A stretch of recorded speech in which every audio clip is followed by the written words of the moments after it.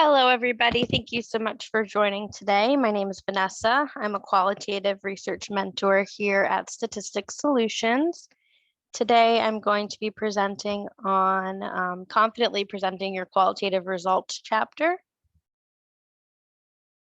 Just to give you a little bit of information before we get started, let's go back one. Before we get started, here at Statistics Solutions, we do provide full service dissertation editing and consulting. So we provide assistance all the way from topic development through to the final defense.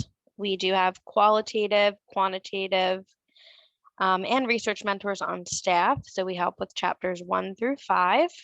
And I'll talk a little bit more about that throughout the presentation.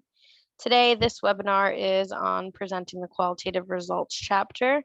We also have webinars available that get into mixed methods and quantitative.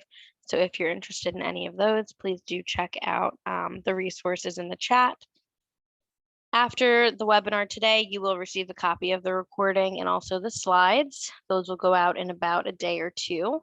Sierra is on the call today. She'll be assisting with any technical difficulties that might come up, and she'll also be posting resources in the chat. So if you're able to, definitely do open the chat.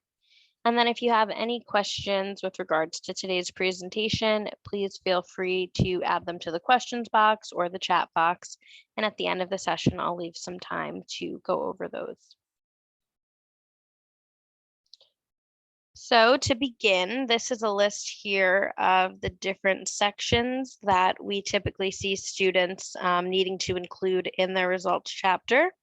The one thing I always say before getting started is that if you have a template or a checklist from your university or your chair, it's always best to default to those templates because those are the people that will be signing off on your dissertation.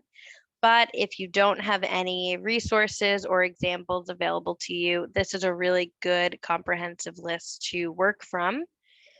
So again, we'll be going over the different sections, and those include the introduction, setting, demographics, data collection, data analysis, results, trustworthiness, and summary. And I'll go through each of these in depth. So to start, you've got the introduction. This is going to be very similar to the other introduction sections in each of the chapters that you've already written once you've gotten to this point. So here you're going to restate the problem and the purpose of your study.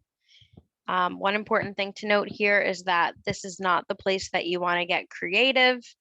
Anywhere that you are talking about the problem or the purpose of your study, you want to make sure that you are talking about it verbatim. So making sure not to make any language changes that might change the meaning of what you're trying to share. And then once you do that, you'll want to remind the reader of your research questions. So again, those research questions can be copy and pasted throughout the dissertation. They should be written in the same exact language each place that they are written.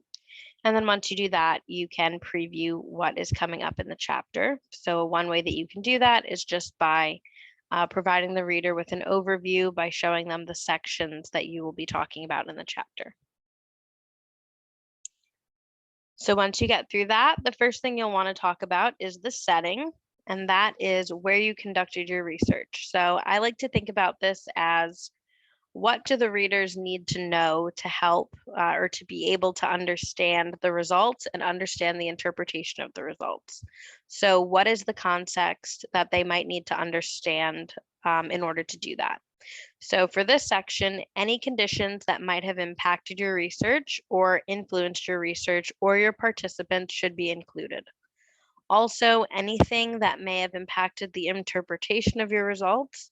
So if you think back to your methods chapter or chapter 3, you probably have already talked about and established the setting that you intended your research to take place.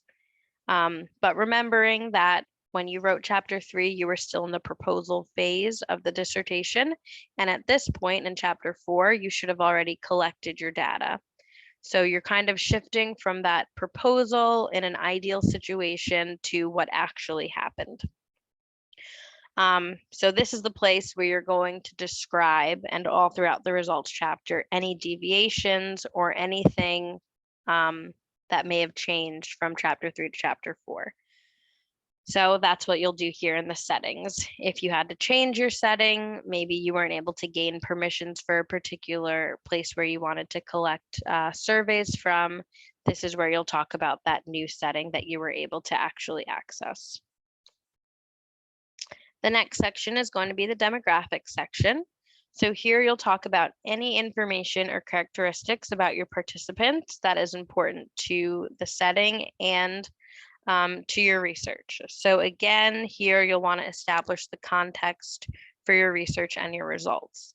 So here you want to think about the type of study that you're doing and what is going to be relevant to the reader. So for example, if you are conducting a study of female teachers in Florida, when you're reporting the demographics, it may not be important to report gender as a demographic because your inclusion criteria kind of creates a standard gender in your study. So just thinking here about what really is going to matter to your reader. So going back to that example, if your study is about professional development among female teachers in Florida, it may be important then to talk about their highest level of education, how long they've been a teacher, maybe how long they've been a teacher at a particular institution. So just thinking outside of that demographic bubble, outside of, the basic age, race, gender, ethnicity, what other factors are going to be relevant to the study and relevant to the reader to know as they're reading your results. And then as far as the presentation of this demographic data, you pretty much just want to do what makes sense. So this could be using a table. I personally like to use tables to present any type of demographic data or any type of statistics. So you could use a table, or you could do this in narrative format, like writing a profile for each particular participant. No matter how you decide to present this information, the main thing that you want to think about is how are you going to maintain the participants' confidentiality through the depiction of the demographic data.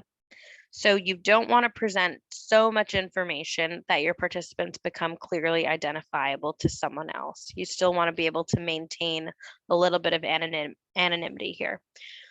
So ways that you can do that, going back to that example, if you did collect data, maybe at a particular elementary school where you were able to access a sample of teachers, female teachers.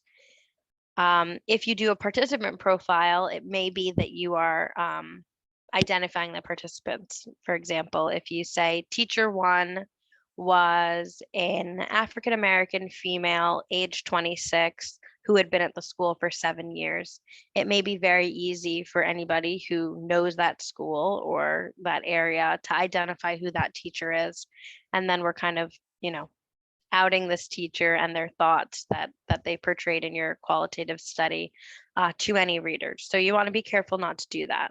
So some ways that you can obscure the data are by providing age ranges. So instead of saying what their age was, you might say X amount of teachers were between the ages of 18 to 25, or X amount of teachers were between 30 to 35.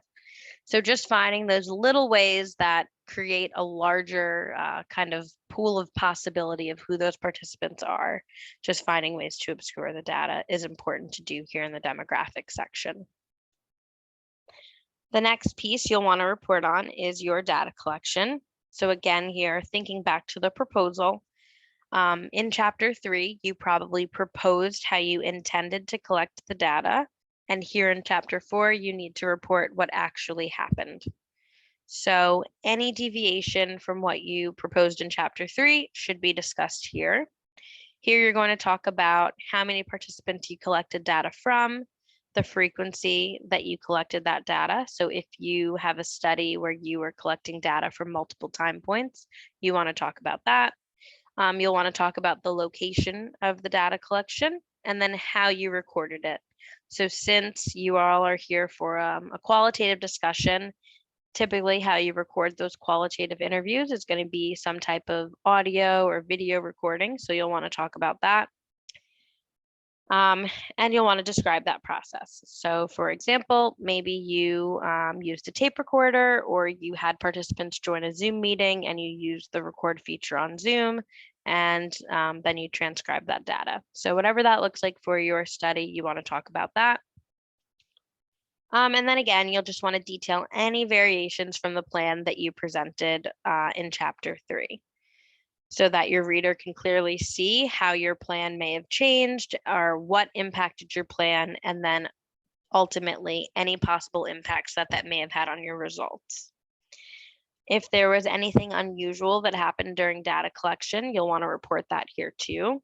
So one timely example could be if you intended to collect data in person, but then due to different COVID-19 regulations, you weren't able to go into schools or go into the different organizations that you intended to collect the data from.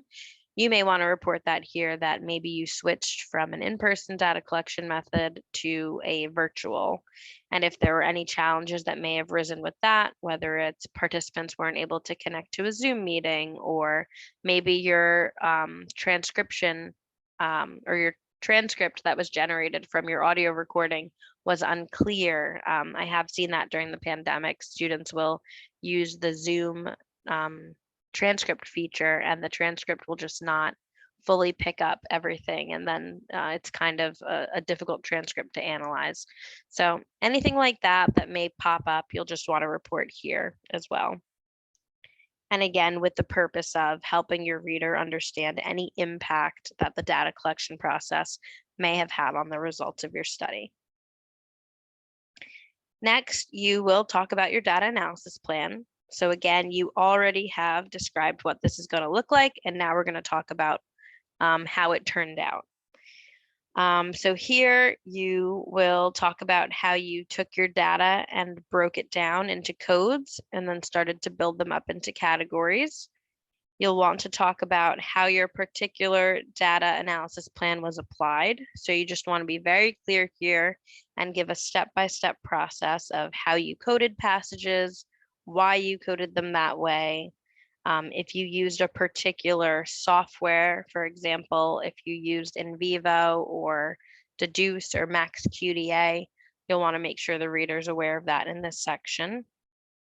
And then if you used a particular analytical technique, so if you used thematic analysis, this is a really good place to list out the steps of thematic analysis and provide citations for that process. So if you are using an established analysis technique, you want to make sure that you're pulling in citations from the literature to show the reader that, you know, this is a valuable technique and it's been used in past literature, and then connect it to your study and explain why it makes sense to use for your particular study.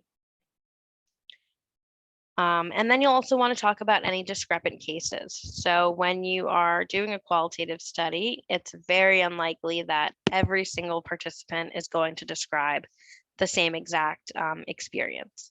So you might have 5 participants say that things at their organization were great. Going back to my example from earlier, they had a lot of professional development opportunities and they felt that their professional development was fostered. And then you might have one participant say, that there were no opportunities available to them and they weren't able to get any on-the-job training. Instead of throwing out that one discrepant case, you do want to tell that story because it's meaningful in this case. You want to make sure that we're describing all of the participant experiences. So here you'll just want to discuss how you intend to handle any of those discrepant cases. All right, so next is going to be the presentation of the results. And in this section, you have some options. So when you are organizing your results, it could be done by research question, or you could do it by category or theme. The key here is that you just want to make sure whatever method you use is defensible. So if your study seems to be easily laid out by theme, then it's okay to use that theme method, but just making sure that whatever you're doing, it's going to make sense to the reader and be organized in a way that the reader can really follow along. So this is another good place where you may want to bring in a table. I find that providing a table of the themes is helpful. You may also want to provide a table of the themes aligned to the research questions. So if there are 5 research questions in your study and maybe you developed 7 or 8 themes, you just want to show which themes answer which research questions. So that's another way to kind of organize this for the reader. And then for the presentation, as far as actually describing your themes and the quotes, you will want to mostly use your own words. You will bring in participant quotes, those different illustrative quotes from the interviews or the focus groups that you conducted, but mostly you do want to describe those quotes using your own words.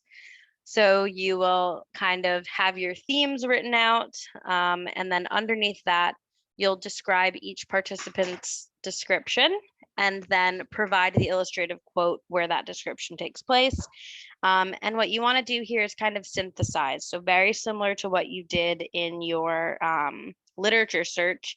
If there are common sentiments or common thoughts among participants, you want to describe them in the context with each other underneath that theme, and kind of provide that description in that way so that the reader can see, all right, there were 4 participants who expressed this, and then here are the quotes.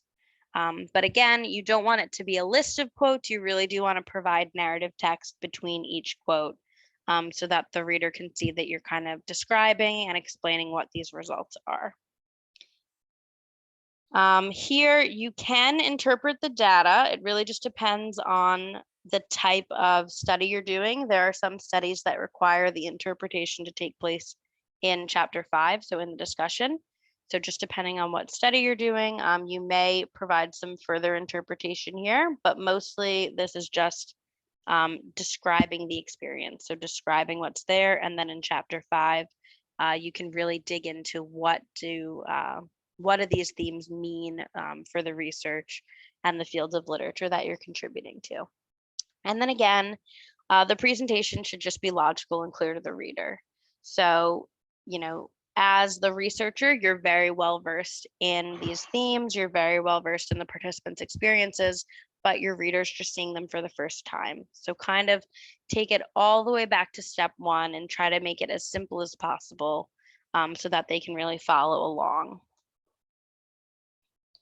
And then, as I mentioned earlier, with discrepant and negative cases, anything that doesn't match the pattern that you're seeing in the data, we do not want to omit these because they provide alternate explanations and illustrate that there are variations in, any experience that people have.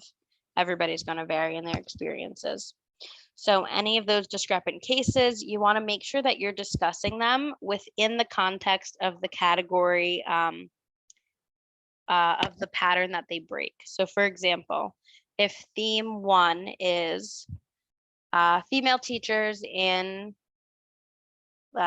this elementary school have professional development opportunities available to them, and then you have that one teacher who said they didn't. Rather than describing the discrepant case at the top of your results section, you want to make sure you're describing it underneath that subheading. So again, just making it really easy for the reader to follow along. The discrepant cases are being reported at the category level as opposed to the overall results.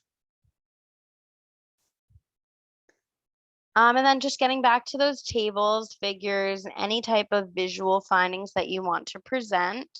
Again, you can absolutely use them. I find them to be a very helpful tool in just providing a snapshot or an overview of what you're going to be presenting here in the results.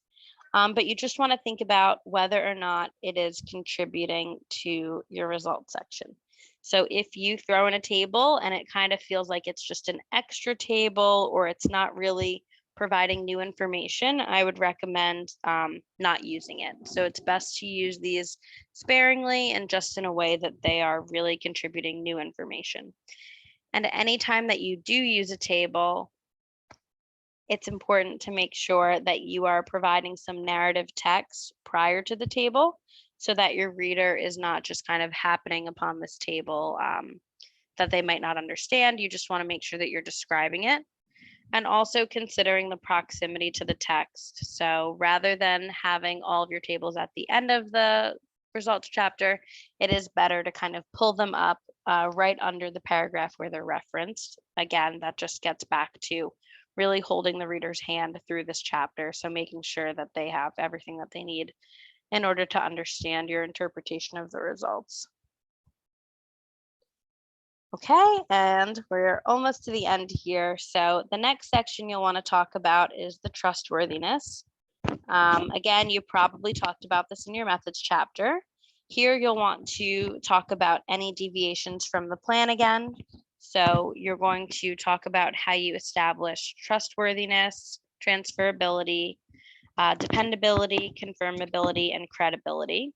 These are things that you've probably already thought about how you intended to establish them, and now you just want to report back on what you actually did.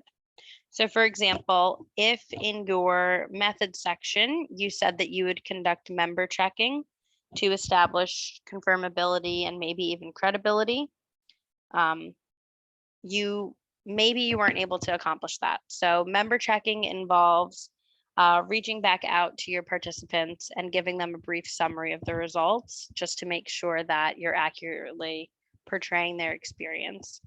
And it's a very good idea in theory, because it helps to ensure that you're accurately capturing the experience, making your results credible. But in practice, it can be difficult. So it could be that you conducted your interviews and they went great, and then you went to reach out to your participants maybe a week later once you had your transcribed data to cross-check or member check, and maybe your participants didn't respond, or maybe you lost some people to follow up. That is a challenge, but it's totally okay. Here, you'll just want to let the reader know of that and then describe what strategies you took to kind of fill that gap. So what did you do instead to ensure that you're maintaining credibility in your study? And then the last section here in the results chapter is going to be your summary. So here you'll want to highlight the findings, really just getting at those high points and thinking about if your reviewer or if a reader had only enough time to read your summary, what information do they need to take away? So you want to paint that picture of what has been found. And then you'll want to provide a transition to the next chapter. So to do that, you might say something like, in chapter 5, the researcher will discuss the implications of these results. So just providing that smooth transition to get you to chapter 5. But that does conclude our presentation today. Again, here are some resources. We do provide a free 30-minute consultation. So if you're in a place where maybe you've collected all of your data and you just don't know what to do with it in terms of analysis or writing, we can definitely help out with that. We do have that free 30-minute consultation. So we can help figure out what the best plan forward is and really talk through your research with you. But we will open it up for questions now.